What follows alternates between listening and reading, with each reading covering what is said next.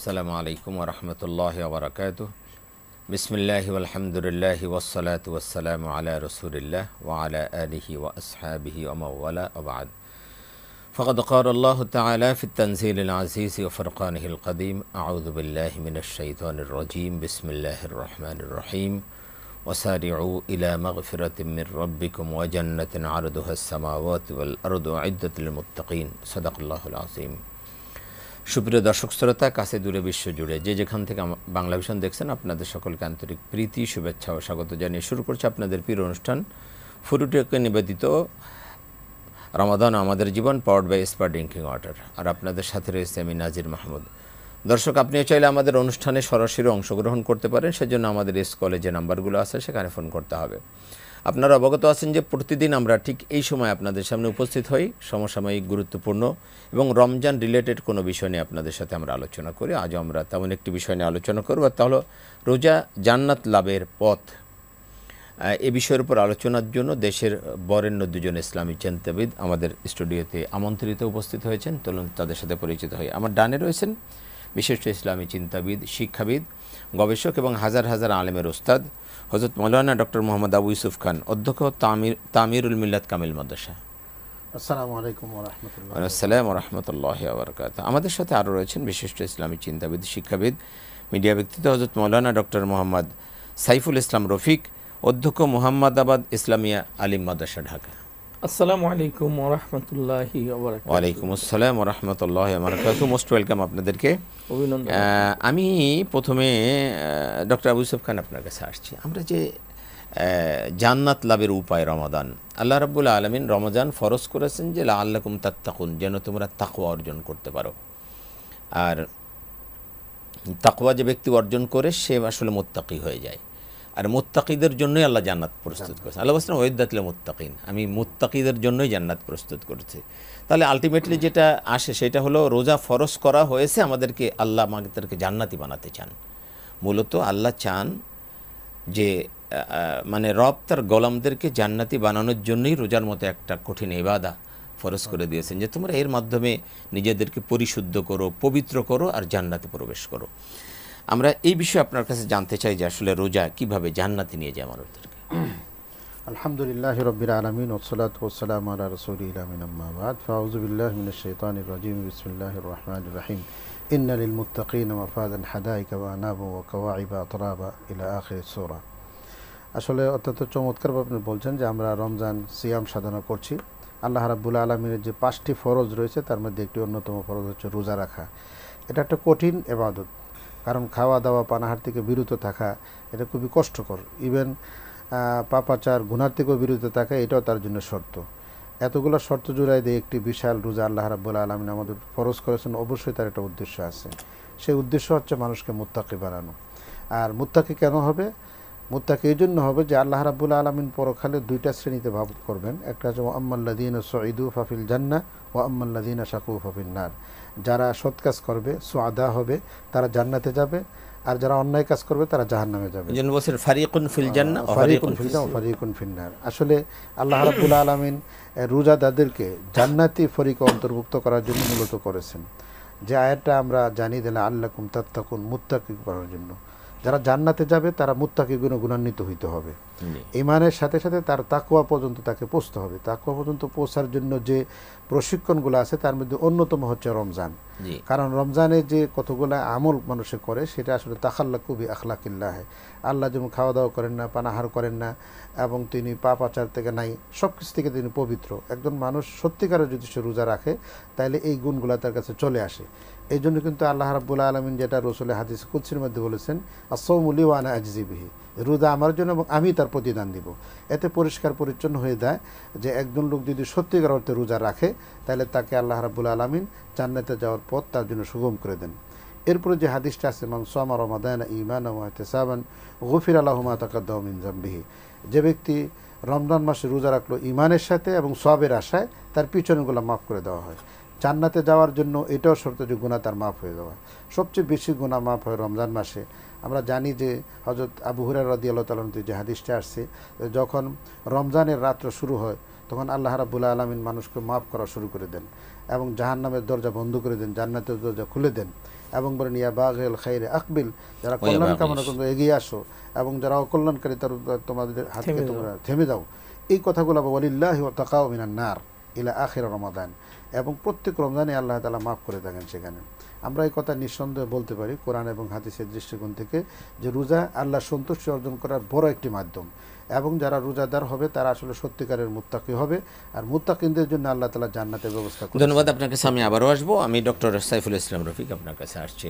উস্তাদ যেটা বলছিলেন, উস্তাদ কিন্তু আমারও উস্তাদ, আপনারও উস্তাদ, আমাদের সবার উস্তাদ, যাক আলহামদুলিল্লাহ। তো উস্তাদ যেটা বলছিলেন যে আমাদের জীবনের মূল লক্ষ্য কিন্তু আসলে আল্লাহকে সন্তুষ্ট করা। আমরা নামাজ পড়ি, রোজা রাখি, হজ করি, জাকাত দেই, যাই করি না কেন, কোরবানি করে, সব কিছুর মূল লক্ষ্য হলো মালিককে সন্তুষ্ট করা। আর উস্তাদ বললেন যে রোজা হলো আল্লাহকে সন্তুষ্ট করার বড় একটা মাধ্যম আসলে।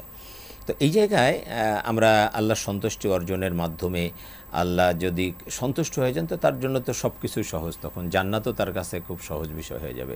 তো আপনি আসলে এই বিষয়ে আমাদের কী বললেন, রোজার মাধ্যমে আমরা কী করে আল্লাহ সন্তুষ্টি অর্জন করতে পারি? ইন্নাল হামদুলিল্লাহ ওয়াসসালাতু ওয়াসসালামু আলা রাসূলিল্লাহ ওয়া বা'দ। আসলে আপনি খুব চমৎকার একটি বিষয়কে নিয়েছেন যে রোজার মাধ্যমে কিভাবে জান্নাত লাভ করা যায়। আমাদের ওস্তাদ বিস্তারিত বলেছেন। আসলে সিয়ামের সাথে জান্নাতের ওতপ্রোতভাবে সম্পৃক্ততা রয়েছে, যেটি ওই হাদিসের কুদসির আমরা জানি যে আসাউমুলি ওয়ানা জিবিহি, অন্য রেওয়াত আছে ওয়ানা উজ্জাবিহি, মানে আল্লাহ নিজেই পুরস্কার দেবেন। তো আল্লাহ তো পুরস্কার দেবেন জান্নাতে, তো রোজাদার জান্নাতে গেলেই আল্লাহ তাআলা সেই পুরস্কারে রোজাদারকে ধন্য করবেন। আরেকটি বিষয় যেটি গুরুত্বপূর্ণ সেটি হচ্ছে আমরা জানি যে রোজাদারের জন্য একটি জান্নাতে একটি দরজা রয়েছে, রাইয়ান। আমি এখানে আসবো, একটা ফোন নিয়ে আসবো। দর্শক আসসালামু আলাইকুম। হ্যালো, আসসালামু আলাইকুম। যে কে বলছেন, কোত্থেকে বলছেন? জি, আপনি আপনার নাম পরিচয় বলে আপনি প্রশ্নটি করুন। আমি জামালপুর থেকে বলছি। জি, আপনার প্রশ্ন। আমার প্রশ্ন হলো, মানে আমার ছেলের বয়স, আমি জামালপুর থেকে বলছি, জোহরা খাতুন। জি, আপনার প্রশ্ন। আমার বাচ্চার বয়স হলো 7 বছর, কোরআন পড়তে দিছি, তো এখন হঠাৎ করে কোরআন শরীফটা ওর হাত থেকে পড়ে গেছে। এখন অনেকেই বলতেছে যে কোরআন শরীফ নাকি পাল্লায় উঠায় ওর পাশে চাল দেওয়া লাগবে। এখন আমি বিষয়টা বুঝতেছি না কোনটা কি করা লাগবে। যে বোন জোহরা, আপনি আমাদের সাথে থাকুন, ইনশাল্লাহ আমরা জবাব দিব। জি, যে আলোচনা আপনি করছেন রোজাদারের জন্য স্পেশালি একটা দরজা, রাইয়ান, ইউকালু লাহু রাইয়ান, যার নাম রাখা হয়েছে রাইয়ান। এবং হাদিসটি এমন গুরুত্ব বহন করে যে ওই দরজা দিয়ে শুধু রোজাদারেরাই প্রবেশ করবে। রোজাদারেরা যখন প্রবেশ, আল্লাহ রাব্বুল আলামিন আহ্বান করবেন, কোথায় সে সিয়াম পালনকারীরা, সকলে একত্রিত হবে। শুধু সিয়ামকারীরা ওই দরজা দিয়ে প্রবেশ করার পরেই ওই দরজাটি আবার বন্ধ হয়ে যাবে। তাহলে আমরা যদি দেখি দুনিয়াতে, আমরা যখন এই যে বহির্বিশ্বে যাই, তো বিমানবন্দরে কিন্তু ভিআইপি গেট থাকে, ভিভিআইপি গেট থাকে। তো এটা হলো রোজাদারের জন্য ভিভিআইপি একটা গেট, চমৎকার একটা গেট থাকবে যেটা শুধু রোজাদারদের জন্য বানানো হয়েছে, রাইট? এবং রোজাদারেরা প্রবেশ করার পরেই গেটটি বন্ধ হয়ে যাবে। তাহলে আমরা বুঝতে পারলাম রোজার সাথে সিয়ামের জান্নাতের সম্পৃক্ততা রয়েছে।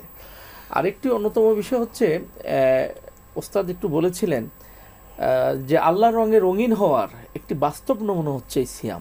হ্যাঁ, যেটি আল্লাহ তাআলা বলছেন, তোমরা সিবগাতাল্লাহ ওয়া মান আহসানু মিনাল্লাহি সিবগা, তোমরা আল্লাহর রঙে রঙিন হও। আল্লাহ খাচ্ছেন না, আমরা খাই না।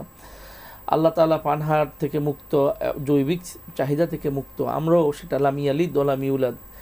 তো এই কাজগুলো একটি বেহেশতি একটি নমুনা, বেহেশতের একটা ধরন। তো আল্লাহ রাব্বুল আলামিন বেহেশত নেবেন বলেই বান্দার আল্লাহর রঙে রঙিন হওয়ার জন্য বলেছেন। এগুলো রমজান আমাদেরকে সেই পথ দেখাতে খুব সহযোগিতা করে। জি, আপনার কাছে আবারও আসবো। আমি উস্তাদ আবু ইউসুফ খান আপনার কাছে আসছি। জামালপুর থেকে আমাদের বোন জোহরা প্রশ্ন করেছেন, ওনার বাচ্চার বয়স 7 বছর, তো কোরআন পড়তে দিয়েছে, তো হাত থেকে কোরআন পড়ে গিয়েছে। এখন উনি বলছে, কেউ বলছে যে এটা পাল্লায় উঠাই দিতে হবে এবং এর ওজনে যে চাউল আছে এটা দিয়ে দিতে হবে আসলে। এটা ভুল ধারণা, যারা এটা প্রচার করছে এটা ভুল ধারণা। কোরআন শরীফকে সম্মান করা দরকার, এটা অবশ্যই আছে। এখন বাচ্চা পড়তে গিয়ে অথবা বড় মানুষ পড়তে গিয়ে নিচে পড়ে গেছে, এটার কোনো তেমন কোনো কাফারা বা শরীয়তের বিধানে কোনো দেয়া কোনো প্রয়োজন নেই। যিনি আপনাকে তথ্যটা দিয়েছে আসলে তথ্যটা সঠিক নয়। তবে কোরআনকে সম্মান করতে হবে, সম্মানের জায়গাতে রাখতে হবে, এমন যেন না হয় যেটা অবহেলা হচ্ছে, আমার অবহেলার কারণে পড়ে গেল, এগুলা থেকে অবশ্যই এটা হয় কি বাচ্চারা হয়তো নিয়ে যাচ্ছে হঠাৎ করে পড়ে গেছে, বাচ্চারা নিয়ে গেছে, বড়দের হাত থেকেও পড়ে যেতে পারে, গেলে যে তার কোনো কাফারা না, কাফারা নাই, কিছু নাই, এটা কিছুই করা লাগবে না, শুধু মানে এরকম না হয় সেজন্য সতর্ক থাকা। জি, আমরা আর একটা ফোন নিয়ে আসবো। দর্শক আসসালামু আলাইকুম। হ্যালো, ওয়ালাইকুম আসসালাম ওয়া রাহমাতুল্লাহ। কে বলছিলেন? আমি মাসুম, কুমিল্লা ধর্মপুর থেকে। জি মাসুম ভাই, আপনার প্রশ্ন। দুটি প্রশ্ন। প্রথম প্রশ্নটি হলো, যে মুহাম্মদ সাল্লাল্লাহু আলাইহি ওয়াসাল্লাম বলেছেন, যে ব্যক্তি সূরা ফাতিহা ধীরে ধীরে, তোমরা ধীরে ধীরে সূরা ফাতিহা পাঠ করো, কারণ আল্লাহ তার জবাব নিজে দিয়ে থাকেন। তো এই মুসলিম শরীফ হাদিস 910, তোমরা সূরা ফাতিহা ধীরে ধীরে পাঠ করো, কারণ আল্লাহ তার নিজে জবাব দেন। মুসলিম শরীফ হাদিস নম্বর 910, এর মানে কি, হাদিসটা সম্পর্কে বলবেন। আচ্ছা, আর দ্বিতীয় প্রশ্নটি হলো যে, দলিল কোরআন থেকে সূরা লুকমান আয়াত নম্বর 14 অধ্যায় 31, সূরা লুকমান আয়াত নম্বর 14, এই আয়াতে কোরআন বলতেছে, তোমরা পিতা মাতার প্রতি ভালো আচরণ করো। তোমার মা তোমাকে নরমাল গর্ভ ধারণ করেছেন, 2 বছর দুধ পান করিয়েছেন, সুতরাং তোমরা তোমার পিতা মাতার প্রতি কৃতজ্ঞ হও। সুতরাং তোমরা পিতা মাতার প্রতি কৃতজ্ঞ হও, এর মানে কি, কোরআন আমাদেরকে কি বলতেছে? জি মাসুম ভাই, আপনি আমাদের সাথে থাকুন, ইনশাআল্লাহ আমরা জবাব দেব। আমাদের প্রায় নিয়মিত একজন দর্শক মাসুম ভাই কুমিল্লা ধর্মপুর থেকে উনি প্রশ্ন করেছেন। দুটি প্রশ্ন আপনি শুনেছেন। সূরা ফাতিহায় বলা হয়েছে, মুসলিম শরীফের হাদিস যেটা, তোমরা ধীরে ধীরে কোরআন তেলাওয়াত সূরা ফাতিহা পড়ো, কারণ আল্লাহ পাক এর জবাব দেন। এটা তো হাদিসে কুদসি আছে, মুসলিম শরীফের হাদিসে আছে, যেমন আলহামদুলিল্লাহি রাব্বিল আলামিন, আল্লাহ হামিদানি আব্দি, আসনা আলাই আব্দি, এরকম আছে। তবে আসলে অনেকেই বড় বড় আলেম যারা বিজ্ঞ, তারা কিন্তু সূরা ফাতিহাকে ওই যে 60টি আয়াত রয়েছে, 60টি আয়াত পর থামেন, তার উত্তর দেয়। এটা হারামে অসুবিধা। তবে একাধারে যদি পড়ে ফেলে কোনো অসুবিধা নেই, এটাও সিস্টেম আছে। তবে উত্তরের অপেক্ষা করা বা একটু থেমে যাওয়া, বা এখানে যে আমাকে রিসিভ করা হচ্ছে আমার কথাগুলা, এই ধরনের একটা ভাব তার ভিতরে থাকতে পারে, এটাতে ভালো হবে। মানে আল্লাহর সাথে বান্দার একটা কথোপকথন, এটা নামাজে দাঁড়ালে বিশেষ করে কসামতুস সালাতা বাইনি ওয়া বাইনা আবদি বলে, আবদি মা সাআলা, যে আমি বান্দার মধ্যে আর আমার মধ্যে এটাকে 2 ভাগ করেছি। ওইখানে আসলে 3টা অংশ সূরা ফাতিহা। একটা অংশ হচ্ছে যে আল্লাহর প্রশংসা, আলহামদুলিল্লাহি রাব্বিল আলামিন আর রহমানির রহিম মালিকি ইয়াউমিদ্দিন, এটা আল্লাহর প্রশংসা। তারপরে আল্লাহকে প্রশংসা করে আল্লাহর ওই জায়গায় যায়, ইয়াকা না'বুদু ওয়া ইয়াকা নাস্তাইন, আমি সেখানে আল্লাহর কাছে চাই, আমি আবাদুন্নবী। এরপরে আমার জীবনটা কেমন হবে, আমি কেমন চাই, ইহদিনাস সিরাতাল মুস্তাকিম, সিরাতাল মুস্তাকিমের কথা বর্ণনা আছে। এই ক্ষেত্রে দুটো পদকে বাদ দেওয়ার জন্য বলা হয়েছে, সেটা হচ্ছে গায়রিল মাগদুবি আলাইহিম ওয়ালাদ-দাল্লিন, এবং আল্লাহর পক্ষ থেকে যারা অভিশপ্ত এবং যারা ইহুদ নাসারা আছে তাদের প্রতি আল্লাহ তুমি আমাকে পরিচালিত করো। অভিশপ্ত বলতে আসলে তো তাফসীরের মধ্যে বোঝায় আছে ইহুদিদের কথা, আর দল্লিন বলতে আসলে খ্রিস্টানদেরকে বোঝানো হয়েছে। তো ইহুদিরা যে আসলে অভিশপ্ত, আমরা তো আসলে দেখতে পাচ্ছি ওরা আসলে বর্তমান অবস্থায় এটা ইসরায়েলের যে অবস্থা শুরু হয়েছে, আল্লাহ তো তাদেরকে ওয়াদুরিবাত আলাইহিমুয যিল্লাতু ওয়াল মাসকানা, আগেই তাদেরকে লাঞ্ছনা এবং গঞ্জনার মাধ্যমে সৃষ্টি করেছে। জি, তাহলে এই জন্যই সূরা ফাতিহা ধীরে ধীরে পড়তে বলা হয়েছে। আরেকটা বলা হয়েছে যে সূরা লুকমানে আল্লাহ বলছেন যে তোমরা তোমাদের পিতামাতার প্রতি সদয় হও, আনিশকুরলি ওয়া লিওয়ালিদাইক। তারপরে এইখানে জি, আসলে তো পিতামাতার মাধ্যমে আমরা দুনিয়াতে আসছি, এটাকে অস্বীকার করার কোনো সুযোগ নেই। আল্লাহ রাব্বুল আলামিন সূরা ইসরা তো বলছেন সেখানে, ওয়াকাদা রাব্বুকা আল্লা তা'বুদু ইল্লা ইয়াহু ওয়া বিল ওয়ালিদাইনি ইহসানা, যেখানে আল্লাহর ইবাদতের কথা বলা হয়েছে, পরেই কিন্তু পিতামাতার প্রতি ইহসান এবং পিতামাতার প্রতি সদয় আচরণ করার কথা বলা হয়েছে। আর আল্লাহ রাসূলের আরেকটি হাদিস আছে, রিদার রব্বি ফি রিদাল ওয়ালিদ ওয়া সাখাতুর রব্বি ফি সাখাতিল ওয়ালিদ, পিতামাতার সন্তুষ্টিতে আল্লাহর সন্তুষ্টি, পিতামাতারও সন্তুষ্টি আল্লাহর সন্তুষ্টি। আর রমজান, যে রমজানে আমরা অবস্থান করছি, সেখানে আল্লাহ রাসূল মেহরাবে বসে বলছিলেন আমিন আমিন আমিন। সেখানে কিন্তু একটাও আছে যে ব্যক্তি তার পিতা মাতা উভয়কে অথবা যে কোনো একজনকে বৃদ্ধ অবস্থায় পেল, তাদের সেবা যত্ন করে সে জান্নাতের যোগ্যতা অর্জন করতে পারে না, ধ্বংস হয়ে যাক। এই হাদিস এবং এই কোরআনের আয়াতগুলোতে বুঝে আসে, পৃথিবীতে যদি সবচেয়ে সুন্দর আচরণ করতে হয় পিতামাতার সাথেই করা দরকার। পৃথিবীতে যদি খরচ করতে হয় পিতামাতার পিছনেই খরচ করতে হবে। পৃথিবীতে যদি কাউকে সেবা খুব দিতে হয় তাহলে পিতামাতাকেই দিবে, এটা 1 নম্বরে থাকবে। আর এই কাজগুলোর কারণেই মূলত ওইখানে কয়েকটা দলীয় হামলু অফিসাল ও সালাসুনা সাহারান, যেমন মা যে কষ্টটা করেন সন্তান যখন গর্ভে থাকে, সন্তান যখন দীর্ঘ সময় 9 মাস 10 মাস থাকে এবং সন্তান যখন দুনিয়াতে আসে, তখন যে তার একটা অবস্থা, দুনিয়াতে আসার পরও একটা সময় মা যে কষ্ট করেন, এটা এত জটিল যে আমরা মরিয়ম আলাইহিস সালামকে আল্লাহ রাব্বুল আলামিন সরাসরি তার পক্ষ থেকে বলছিল যে তাকে এই ব্যবস্থা করেছেন, কিন্তু তিনিও সন্তান প্রসবের আগে তিনি বলছিলেন কুনতু নাসিয়াম মানসিয়া, আমি যদি নিশ্চিহ্ন হয়ে যেতাম, অথবা ওই যে আরেকটা এখানে আরেকটা আছে যে আসলে আমি হুজ্জি ইলাইকে নাসিয়াম মানসিয়া শব্দটা বলা আছে, যে আসলে আমরা কিন্তু মাকে অনেক সময় ভুলে যাই। আল্লাহ রাব্বুল আলামিন স্বয়ং হযরত মরিয়ম আলাইহিস সালামকে হেফাজত করেছেন এবং আল্লাহর পক্ষ থেকে নির্দেশ হয়েছে, তার ক্ষেত্রেও তিনি কিন্তু বলছেন যে নাসিয়াম মানসিয়া। আপনি যেটা বলছেন যে পিতামাতা হলো পৃথিবীর সবচেয়ে অগ্রাধিকার যারা পাবে তার মধ্যে। জি ধন্যবাদ। আমি একটা ফোন নিয়ে আসবো। দর্শক আসসালামু আলাইকুম। জি কে বলছেন, কোথা থেকে বলছেন? জি আসাদ ভাই আপনার প্রশ্ন।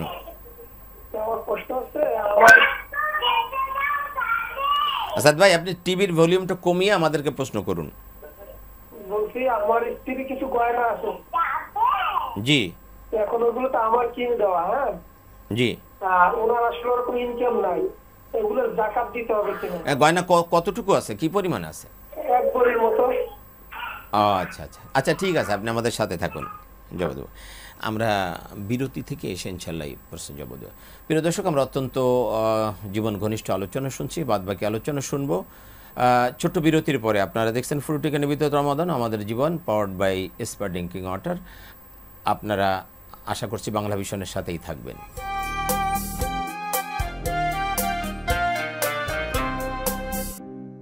প্রিয় দর্শক, বিরতির পর আবার স্বাগত জানাচ্ছি অনুষ্ঠানে। আপনারা দেখছেন ফ্রুটিকা নিবেদিত রমাদান আমাদের জীবন, পাওয়ার্ড বাই এসপার ড্রিঙ্কিং ওয়াটার। আমরা আলোচনা করছিলাম রোজা হলো জান্নাতে যাওয়ার উত্তম একটি পথ। আমরা সে বিষয়ে আলোচনা করব। আমাদের একটা প্রশ্ন ছিল, আমি ডক্টর সাইফুল ইসলাম রফিক আপনার কাছে আসছি। আসাদ ভাই পিরোজপুর থেকে ফোন করেছেন যে তার স্ত্রীর কিছু স্বর্ণ আছে, 1 ভরি বা এরকম কাছাকাছি কিছু স্বর্ণ আছে, এখন জাকাত দিতে হবে কিনা? স্ত্রীর অন্য কোনো ইনকাম নেই। আসলে আমরা তো জানি যে জাকাত দেওয়া ফরজ এবং জাকাতের জন্য একটা বিধানও একটা নির্দিষ্ট রয়েছে। তো সেটি স্বর্ণের হিসাব হলো 7.5 ভরি স্বর্ণ তার থাকতে হবে আর কি। মানে 7.5 ভরির কম যদি স্বর্ণ থাকে তাহলে তাকে জাকাত দিতে হচ্ছে না। সুতরাং 1, 2, 3 ভরি, 4 ভরি, 5 ভরি থাকলেও তাকে, ইভেন 7 ভরি স্বর্ণও যদি থাকে আর অন্য কোনো রৌপ্য বা টাকা যদি না থাকে তাহলে তাকে জাকাত দিতে হচ্ছে না। সুতরাং আপনার সে ইচ্ছা করলে কিছু দান সাদাকা করে দিতে পারে, সেটা জাকাত নয়, এটা তার উপর ওয়াজিব না, বা এটা তার উপর জাকাত না। আরেকটা বিষয় আমাদের ভালো করে মনে রাখতে হবে, আমরা অনেকে মনে করি স্ত্রীর সম্পদ আর আমার সম্পদ বুঝি এক, না ভাই, এটা মনে করা যাবে না। স্ত্রীর সম্পদ স্ত্রীর, আপনার সম্পদ আপনার। সুতরাং আপনার যেটা সম্পদ আছে সেইখানে যদি জাকাত দেওয়ার মতো আপনার সেই সম্পদ থেকে থাকে, 7.5 তোলা স্বর্ণ বা 52 তোলা রৌপ্যের সমপরিমাণ সম্পদ যদি আপনার কাছে থেকে থাকে, তাহলে আপনাকে জাকাত দিতে হবে। বাট এই স্ত্রীর এই স্বর্ণের জাকাত আপনাকে দিতে হবে না, কারণ ওইটা স্ত্রীর সম্পূর্ণ। ওইটা যদি তিনি কখনো জাকাত দেওয়ার মতো মানে সেই সম্পদের মালিক হন, তখন তাকে জাকাত দিতে হবে। ধন্যবাদ। আমরা যে আলোচনায় ছিলাম আজকে, আমরা খুব বেশি সময় পাবো না। আমি আপনার কাছ থেকে আজকের এই বিষয়ের উপর আপনি যদি আমাদেরকে আরেকটু বলতেন যে রোজা কিভাবে মানুষকে জান্নাতে যাওয়ার জন্য সুযোগ করে দেয়। আসলে সিয়াম হচ্ছে, একটি হাদিসও আছে, আসিয়াম ওয়াল কোরআন ইয়াশফাআনে লিন্নাস, মানুষের জন্য সুপারিশ করবে কোরআন এবং সিয়াম কাল কিয়ামতের দিন আল্লাহ তাআলার কাছে। এবং আল্লাহ রাব্বুল আলামিন এই সিয়াম পালনকারীকে জান্নাতে নেবেন, এটা অসংখ্য হাদিসের মাধ্যমে সেটা প্রমাণিত আছে। এবং সূরা জারিয়ার 28 নম্বর আয়াতে আল্লাহ তাআলা বলেন, কুলু ওয়াশরাবু হানিয়াম মারিয়া, তোমরা খাও এবং পান করো। এবং আয়াতের পরের অংশ হচ্ছে যে তোমরা যে নিজেরা উপবাস ছিলে, নিজেরা যে বিরত ছিলে, তার পরিণাম স্বরূপ তোমরা আজকে যা ইচ্ছা তা খাও এবং যা ইচ্ছা তা জান্নাতে তাদেরকে সেভাবে দেওয়া হবে। তো আল্লাহ রাব্বুল আলামিন এই সিয়ামের মাধ্যমেই আল্লাহ তাআলা মানুষকে তার জান্নাতে নেওয়ার জন্য লাআল্লাকুম তাত্তাকুন, যে সূরা বাকারার 183 নম্বর আয়াতে আল্লাহ তাআলা বলেছেন, আর মুত্তাকিদের জন্যই তো আল্লাহ তাআলা জান্নাত নির্ধারণ করে রেখেছেন। তো সিয়ামের মাধ্যমে আল্লাহ তাআলা জান্নাত নেবেন। আর এর সিয়ামের শেষ দশক, এখন যেই দশকটা আমরা অবস্থান করছি, এই দশকে কি মানে আমাদের যে লাইলাতুল কদরের কথা বলা হয়েছে, যে লাইলাতুল কদর তো এমন যেটা হাজার মাসের চেয়ে শ্রেষ্ঠ। এখানে হাজার মাস বলতে 82 বছর বা 83 বছর 3 মাস নয়, মানে অগণিত অপুরন্ত একটা সম্ভাবনার দ্বার উন্মুক্ত করে দিলেন উম্মতে মুহাম্মদের জন্য। আসলে আল্লাহ তাআলা বান্দাকে তো জান্নাতে নিতেই চান। আমরা দেখি ঈসা আলাইহিস সালামের জাতির জন্য যে সূরা মায়েদার যে আয়াত 114 নম্বর আয়াত, যে ইন তুআযিবুহুম ফাইন্নাহুম ইবাদুক, আল্লাহ শিখিয়ে দিয়েছেন, হে আল্লাহ তুমি যদি আমাদেরকে শাস্তি দাও আমরা তো তোমারই বান্দা, আর তুমি যদি আমাদেরকে ক্ষমা করে দাও তাহলে তুমি তো ক্ষমা করতেই পারো, তুমি সেই পরাক্রমশালী। তো আল্লাহ রাব্বুল আলামিন বান্দাদেরকে জান্নাতে নেওয়ার জন্যেই, তার গুণে গুণান্বিত হওয়ার জন্যেই এই সিয়ামকে আমাদের জন্য ফরজ করেছেন, এবং সিয়াম পালনকারীরাই জান্নাতে যাবে। এটা আল্লাহ তাআলার বিভিন্ন হাদিসের মাধ্যমে, আল্লাহ রসুলের মাধ্যমে আমাদের জানি এবং কোরআনও সেটা বলছে। জি, ধন্যবাদ আপনার কাছে। আমি সময় পেলে আবারও আসবো। আমি আসছি ডক্টর আবু ইউসুফ খান আপনার কাছে। আল্লাহ রাব্বুল আলামিন মুত্তাকিদের জন্যই জান্নাত প্রস্তুত করেছেন। মুত্তাকি হওয়ার জন্য যেই গুণাবলী দরকার, আসলে কি কি গুণ থাকলে বা কি হলে আমরা মুত্তাকি হতে পারি, বা রমজান কিভাবে আমাদেরকে সেই গুণগুলো শিক্ষা দেয়? আলহামদুলিল্লাহ, আসলে অত্যন্ত চমৎকার। আপনি সূরা আল ইমরান লিল্লাযীনা তাকাউ ইনদা রাব্বিহিম জান্নাতুন তাজরি মিন তাহতিল আনহার, এখানে আল্লাহ 3টা পুরস্কার ঘোষণা করেছেন। জান্নাত দিবেন, আজওয়াজ মুতাহহারা দিবেন, খালিদিনা ফিহা ওয়া রিদওয়ানুম মিনাল্লাহ, আল্লাহর পক্ষ থেকে সন্তুষ্টি।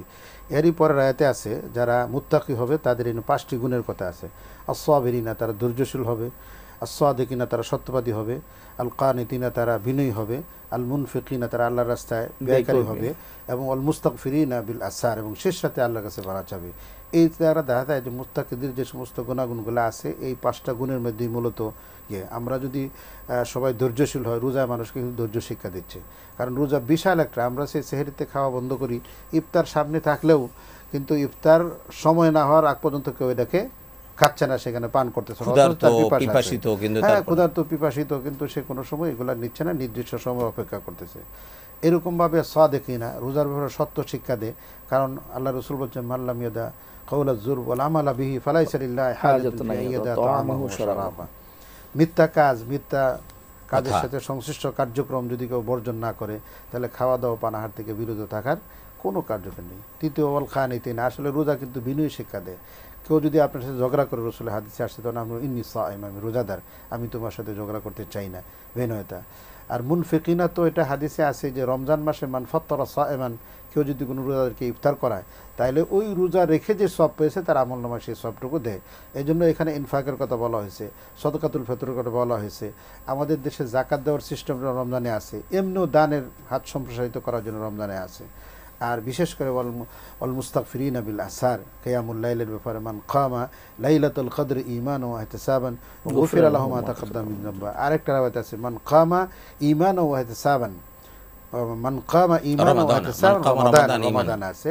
এখানে 3টা কথা আছে। একটা, যে ব্যক্তি দিনে রোজা রাখলো তার গুনাহ মাফ করে দেয়, আর একটা রাত্রে যারা ইবাদত মাফ করে দেয়। বিশেষ করে লাইলাতুল কদরের ব্যাপারেও আছে।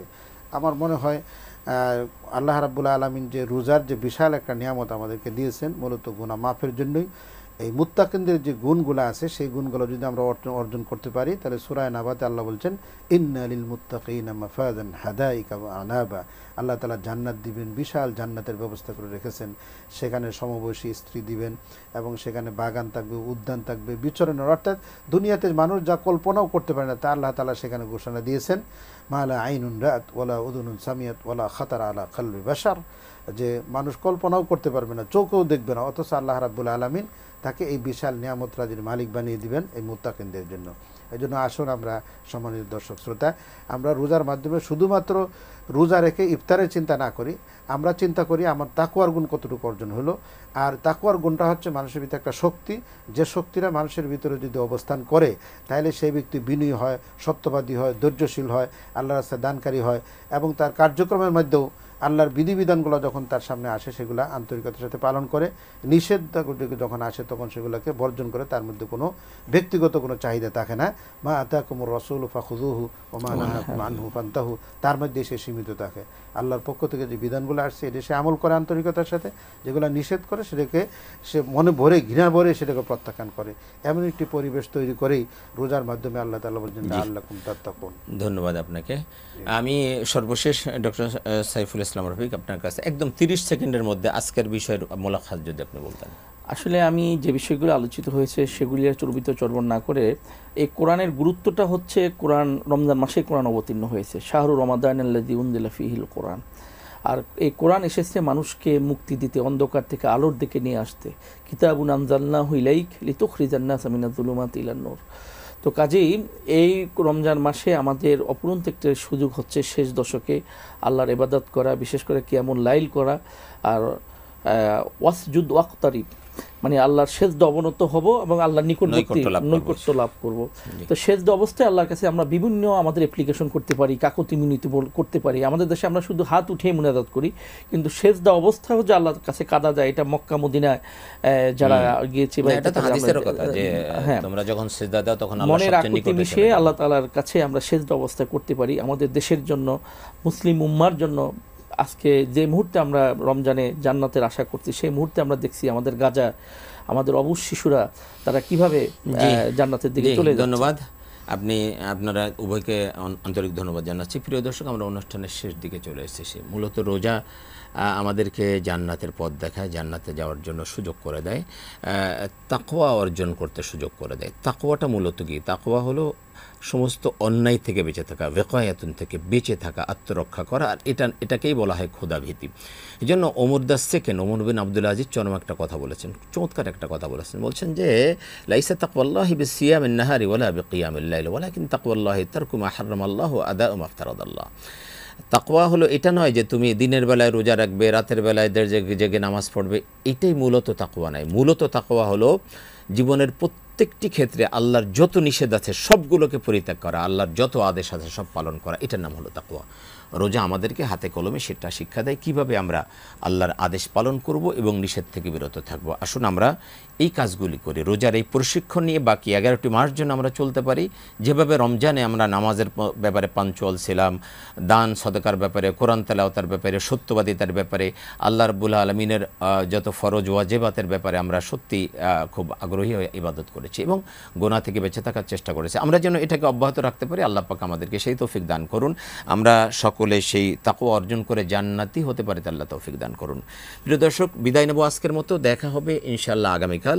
আপনারা দেখবেন ফ্রুটিকা নিবেদিত রমাদান আমাদের জীবন, পাওয়ার্ড বাই এসপার ড্রিঙ্কিং ওয়াটার। সেই অনুষ্ঠান দেখার সাদর আমন্ত্রণ জানিয়ে আপনাদের ইহকালীন পরকালীন কল্যাণ কামনা করে আজকের মতো বিদায় নিচ্ছি। আল্লাহ হাফিজ। আসসালামু আলাইকুম ওয়া রাহমাতুল্লাহি ওয়া বারাকাতুহু।